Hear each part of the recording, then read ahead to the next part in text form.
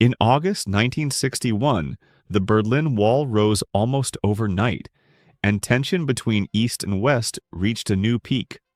On October 27, 1961, as evening fell over Berlin, American M-48 tanks and Soviet T-54 and T-55 tanks faced each other at Checkpoint Charlie.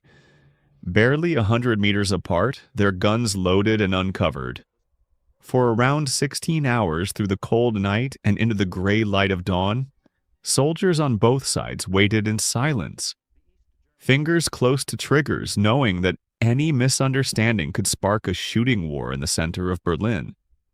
While tank engines idled at the border, more American M-48 tanks rumbled up first, forming a growing line of armor at Checkpoint Charlie. Minutes later, Soviet tanks and military jeeps rolled into position on the opposite side, matching the American buildup vehicle for vehicle, until both front lines sat nose to nose, fully armed and ready for war.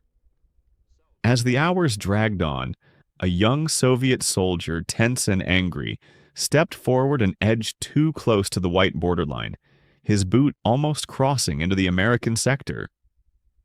An American corporal instantly raised his hand and shouted for him to stop, desperate to keep one nervous step from becoming the first shot of World War III.